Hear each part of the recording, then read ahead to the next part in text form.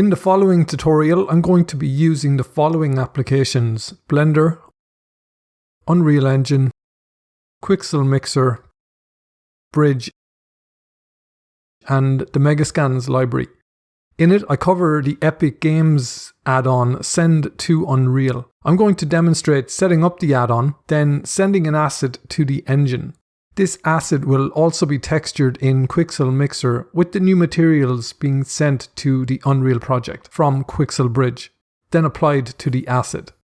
Stick around and follow along, as this will be a step-by-step tutorial, and the window asset is available to download from my website. There may seem like a lot of setup, but most are straightforward and worth the effort. If this content interests you, hit the like button.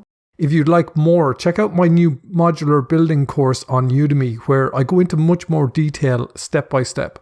Link to that course is in the description below. Let's get started.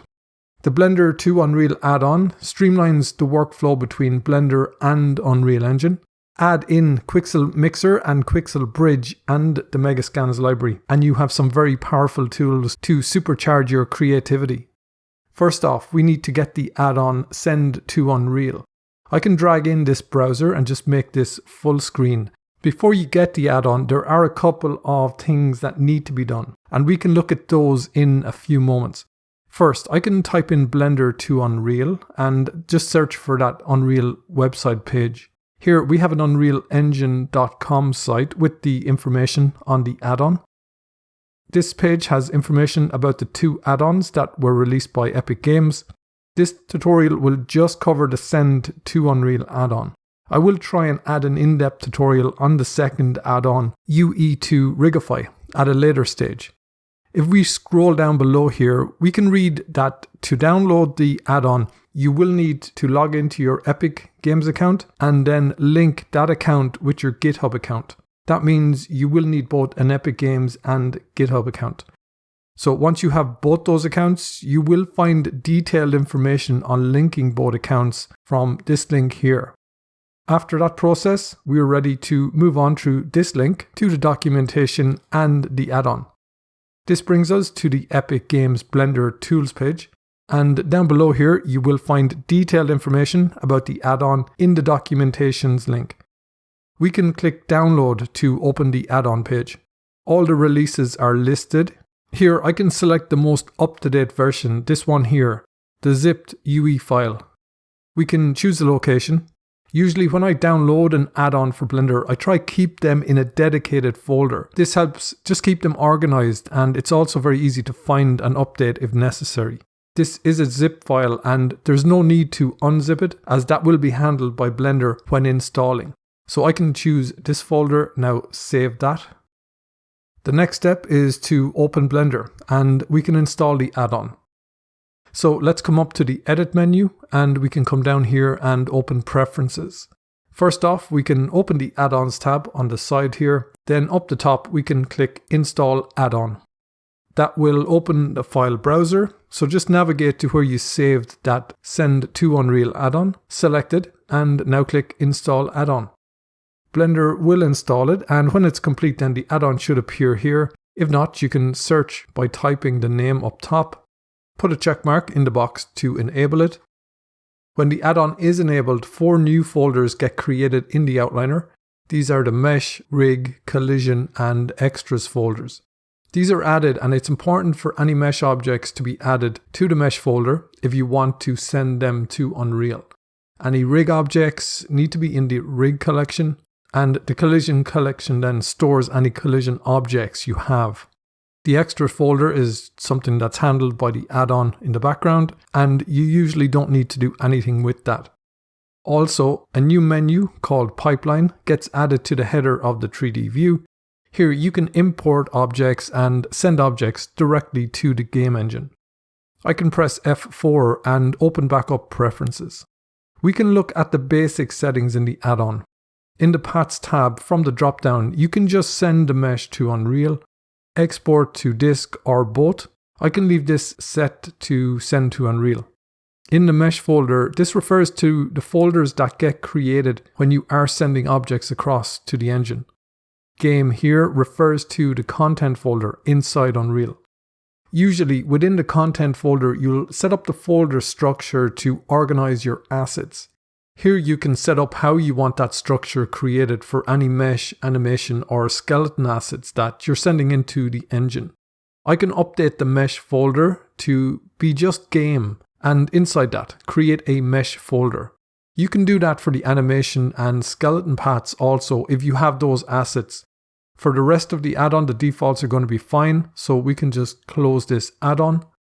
Before we move on any further, we need to update the unit scale in Blender. To do that, we can open the Scene tab. In Unreal Engine, 1 unit equals 1 centimeter, and in Blender, 1 unit equals 1 meter. We can update the unit scale here to 0.01, and that way both applications are in centimeter. If you want to have values inputted and displayed as centimeter, then change that from the length dropdown. I can set this to millimeter, as that's how I like to work. Reducing the scene scale in Blender results in the camera clipping settings reducing also. We need to update these settings or large objects will get clipped from camera view over a certain distance. So let's come up to the sidebar and just click this to expand it and open the View tab. The first camera clip setting is Clip Start. Having this too high clips the camera view if you are beyond that distance. Or having it too low, as is the case now, causes flickering. I find setting this to 3 mil avoids flickering and it's a good distance. The second setting is the end clip. If the scene camera moves out beyond this distance, the view is clipped and the model starts to disappear from view. Depending on the size of your scene, you can adjust those accordingly. Here I can set this to be 10,000 meters. Adding M just specifies the unit. Without inputting the M, this would just be 10,000 millimeters. So let's take a look then at importing the asset from the website. I have the asset available on my website and we can add that in here now. So rather than Model 1, importing will be a lot faster. If I open a web browser, it can be found at this address. We just need to scroll down this page and the asset can be found down here. I can download it and save that somewhere locally. This is a zip folder that contains an FBX and also a PNG file. The PNG is just a color ID mask I baked in Blender for this window object. You need to unzip this folder so we can import the mesh object. The color ID mask we will use in Mixer. So let's open back up Blender and look at importing this FBX file. From here I can press A to select everything and press delete. To import this asset, let's press F4 and from import choose Import Asset. Navigate to where you have this saved and unzipped. In the folder, I can select the window FBX and choose Import. Press the Home key to just bring that into view. This asset has a basic material on it, as we can see over here in the Materials tab. If we come up to the UV Image Editing tab up top here, we can see that this object also has a UV map. The color ID mask I baked was baked based on the positions of these UVs, so try not to make any modifications or you won't get the expected results when texturing. For an in-depth workflow on baking color and normal maps, check out my course on Udemy. The link is in the description, as I mentioned before. So let's switch back to the Layout tab. Make sure and save your file now and we can move on and set up the Unreal project. So hopefully you have Unreal Engine installed and we can launch that now. We need to set up our Unreal project file and link that on setup of Quixel Bridge. This is Unreal Engine 4.26 and after you launch, it will open up to the project category tab. The Unreal version number isn't important for this tutorial once it's 4.23 or newer. From here I can choose the game's category. Now click Next. Unreal have different templates available and I'd recommend opening these up as they can be a great source of information and a great starting point to get your projects up and running quickly. For this tutorial we can choose the first person template. This will just allow you to walk around and inspect the asset after you import it. Now click Next. These next settings can be left at default. They're just the blueprint, maximum quality, ray tracing disabled, desktop console, and no starter content. Below here we can choose a location for the folder. This is just my default Unreal project library. The new project will be saved inside this folder. You can click the folder icon here and just select the location where you want to save your project file. We will be exporting from Bridge to this project location later in the video. Next, we can give this project a name. I can call this Send to Unreal. That is the project ready, so now we can just click Create Project. That will work through and set up the project, and it'll open up into the Unreal Engine editor. Now, there are a couple of add-ons we need to enable for the Send to Unreal add-on in Blender to communicate successfully with Unreal. Let's come up to the edit and down here to plugins. In search, I can first type in Python. You need to have the Python editor script plugin enabled. So make sure there's a check mark in that. Also, we need to search for the editor scripting utilities and enable this here also. When you enable these, a restart is required, so go ahead and restart that now. I can X this down. Once the restart is complete, one final change. If we come up to Edit and open Project Settings, in search I can begin typing Remote Execution. This should appear here. Enable remote execution, so just put a check mark here to enable that. This will allow the engine accept commands from the Blender add-on. With that done, we can X this down. Now we can import the asset. Your Unreal project needs to remain open in the background, so just leave this open and let's come back to Blender. For this to work, the mesh object needs to be in the mesh folder. So in the outliner, we can either grab this and drag and drop it over the mesh folder and place that in here. Alternatively, in the scene, you can press M and just move it into the mesh collection from here. So once it's in the folder, we're ready to export to Unreal. So let's come to the pipeline menu and from export, click Send to Unreal. This will now export and import to the engine. So let's open back up the project. If we click back to the content folder, we can see a mesh folder has been created here, so we can double click inside. The window and the material have been successfully imported. So we can grab the window and just drag and drop that into the scene. This asset can still be updated in Blender and exported with the updates.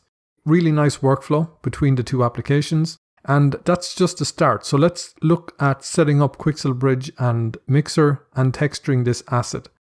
So I can open up a web browser, visit quixel.com, and from there you can get the two applications. So from the menu, you can select both applications. Once you download these, let's look at setting them up. Bridge will be the direct link between the Megascans library and Unreal Engine. Any assets created or modified in Mixer can be viewed in Bridge, then exported directly into Unreal Engine. I'm going to work through installing Bridge here. This install is on Windows and operating systems will vary.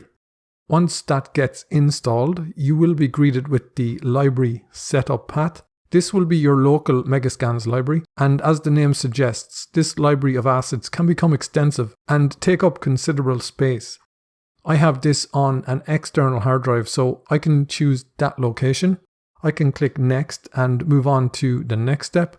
This next setup is for you to choose the DCC application for export. This will be Unreal Engine. You will also need to download the plugin for Unreal Engine. That will work through and download that plugin. I can speed up this process because that's quite a large file. This skipped ahead as I have set this up previously, so it may have stored my settings. These steps may change in future releases, so check Quixel for any installation changes. You can change the application from the list here, but I can leave this set to Unreal Engine. These application settings can be changed later in settings within the application. For the plugin location, we can click the folder icon, navigate to where Unreal Engine is installed on your system. In this case, that's in my Windows, C drive, program files, Epic Games, the engine version. In this case, it's 4.26, engine and plugins folder. Then click select folder. Next is the default project location. This can be whatever project you want to export to. In this case, that will be the Send to Unreal project we created for this. With that set up, we can click Install Plugin. That works through and changes to installed once complete. Now we can click Done. We can expand Bridge. Next, we can sign in on the top of the screen here. If you have a Quixel account, sign in here. I find signing in with my Epic Games account works fine when logging into the Quixel applications. If you come to Edit and Settings, the library path points to my Megascans library. That will be fine, so I can X this and come back to Edit and open the export settings. Here we have the settings we just set up, and you can modify these at any time you need. Let's move on installing Quixel Mixer. This can also be downloaded from Quixel.com. I can start the install of Mixer now and work through the wizard. This installation directory will be fine. Next, click and this local path will be my Megascans library folder. Click the folder icon and navigate to that folder and select it. Now we can click Next. This is where you will save Mixer projects. I can save these in my Documents folder, but save these wherever makes sense for you. Click Next and the temp folder will be fine at this location, so I can click Next and click Next again. This will now work through and install Mixer, so I can speed this up a little. When that completes, I can click Finish. Similar to before, we need to log in and I can use my Epic account. This opens up to the start screen and we can click the plus button to create a new project. I can name this window and press enter. Now in the project we need to create a new mix. Add a new mix and I'll call this window also. The working resolution can be set now or at any time, including export. If you find your computer struggling, you can always reduce the resolution when working. However, you do want it high enough to preview the results and get an accurate idea. I can leave this set to the default 2048 and just increase it on export. With this done, we can click OK. That opens Mixer. If we come to Edit and open Preferences, here you can change the paths you set up on Install. We can now move on and texture the window asset. But first, let's begin by having a quick look at the interface. On the top right side here, there are different tabs. The first tab is the Layers tab, where all the layers you add will get stacked.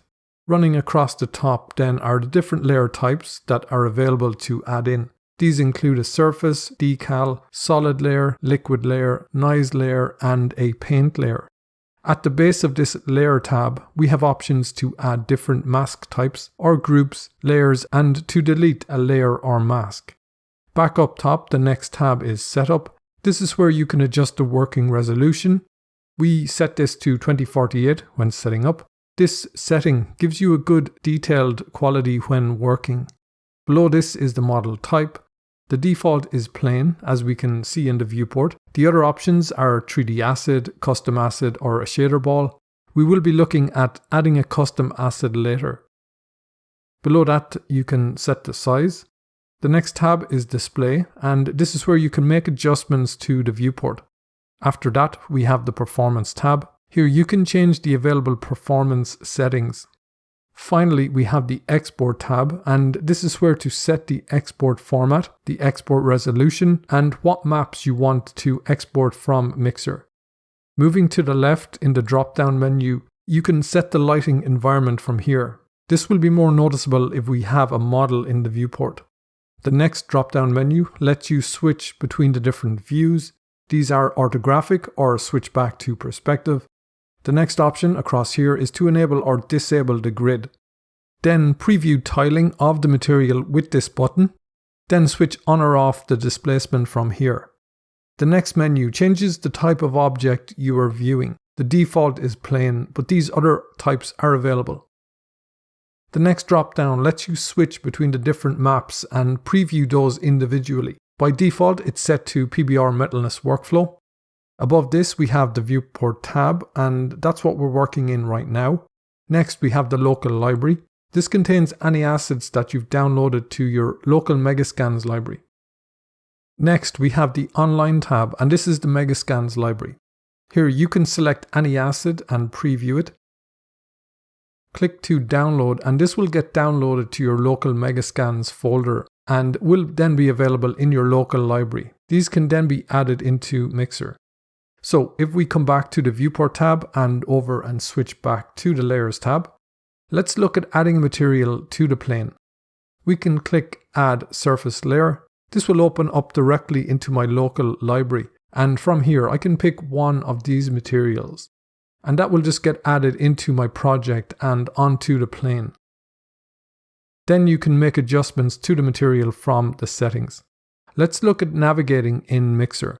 To rotate in the viewport, you can press the Alt key and the left mouse button. To zoom in and out, you can press the Alt key and the right mouse button and push forward and back. You can also roll the middle mouse button to zoom in and out. Press and hold the middle mouse button and pan the view. Press Shift and the right mouse button to change the direction of the light in the scene. If you'd like to learn the shortcut keys, come up to the Help menu and from here open Shortcuts. Here you get a list of the shortcuts available in Mixer. Let's move on and open the Online library. During this texturing, I'm going to be using the following materials. There are just 4, and you can search for these here if you want to use them, or choose your own materials if you prefer. Then you can download them to your local library, and we'll be ready to texture the window asset. So let's move on to texturing this window asset. We can begin and switch back to the Viewport tab.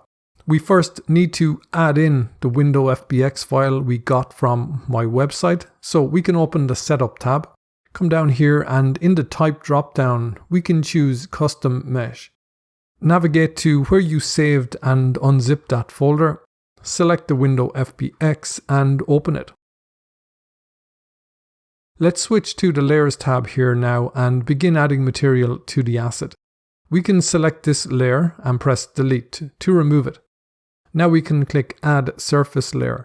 This opens into your local library, and the surfaces you downloaded should be available here. The first surface I want to use will be the brick, so I can put a check mark in brick to limit that search. Feel free to experiment with the surfaces you add in here. This is the brick material here. Once you select it, it gets added in. When that loads in, we can see that it's orientated 90 degrees, so I'll expand the placement settings. Then adjust the tilt with the gizmo here by just dragging this to center. You can also input 0 in the tilt field and rotate it that way. Let's group this object by pressing Ctrl+G. Groups are a great way to manage the elements within the layer. Double click and I'll rename this brick and press Enter. Next, we need to add the color ID mask that was also in the downloaded folder. So select the base layer.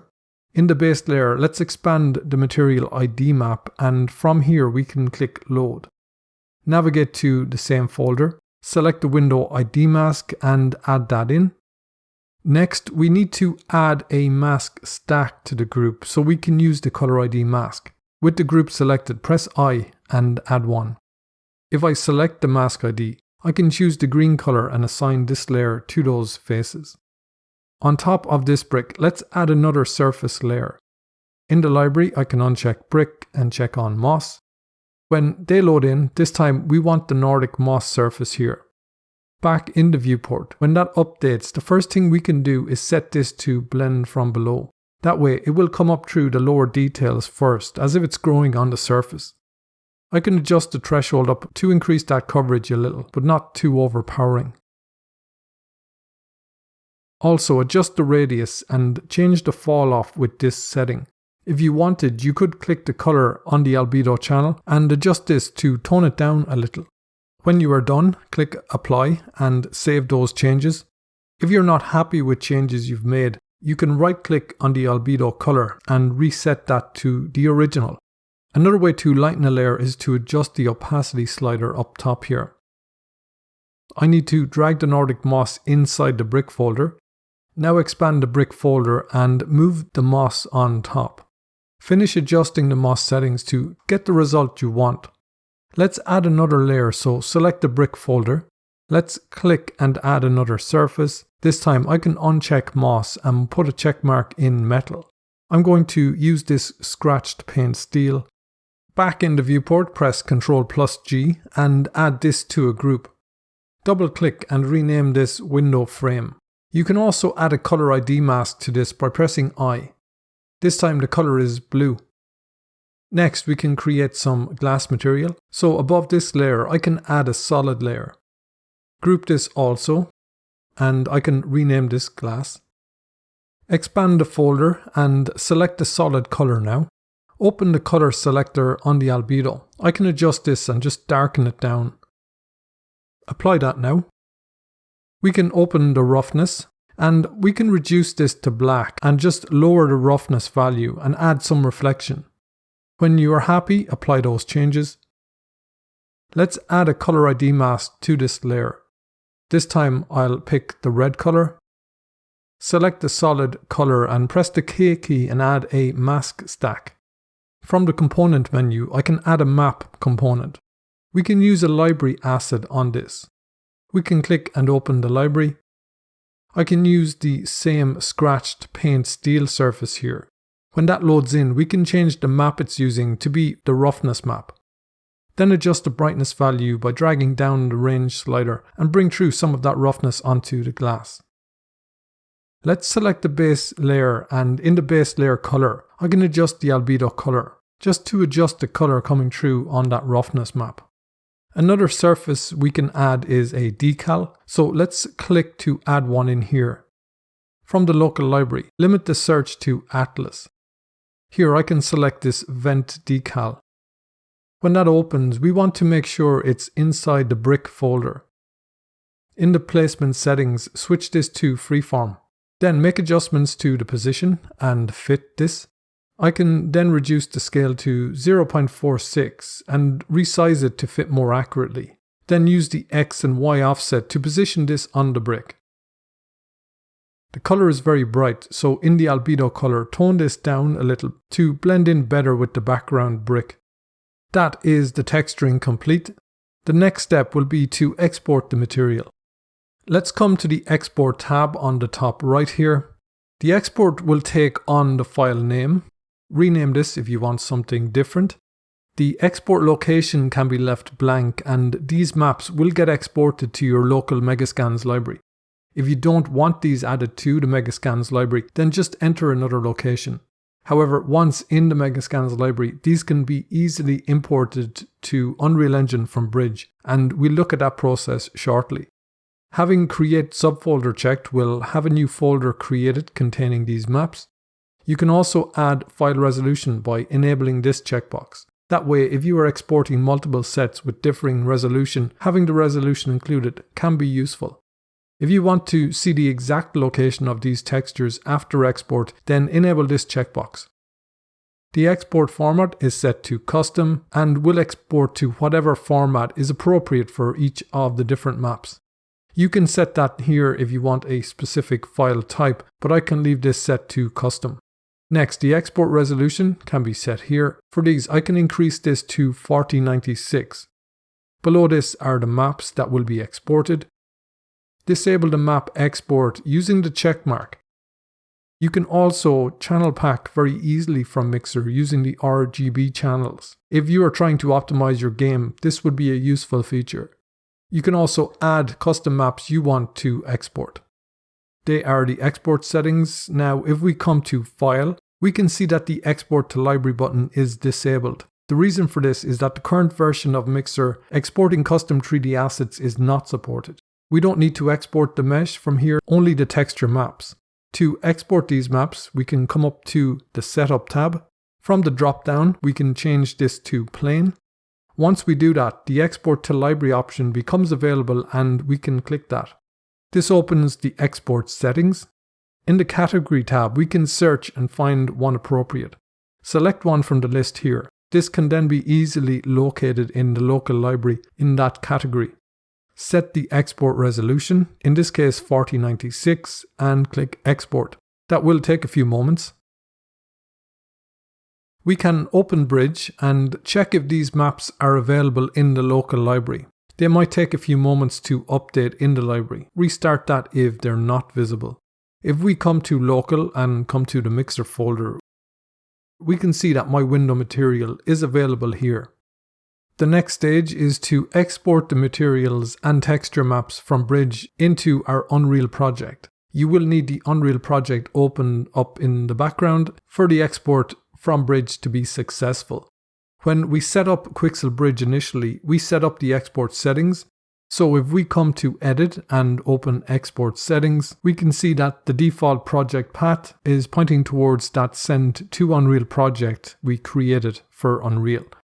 So to export this window material, hover on it. The export button will appear and we can click that. In the background, we can see that it's beginning to export. It should say Export Successful. Now if I open up Unreal, the textures and materials should be inside. It's still working through that process. What it does, in my content folder, it's created a Megascans folder, and inside here it's created a surface folder, and inside here will be the folder for the window exports. I can select the material, and if I start dragging this over towards the material slot on the window, you can see that this highlights green, and I can drag and drop that there. This updates the material on the object. That was the tutorial, and I hope you found it useful. For a full in-depth course, check out the link in the description where we work through the entire process of modeling, texturing, this building and setting it up in Engine, and that's where I leave it.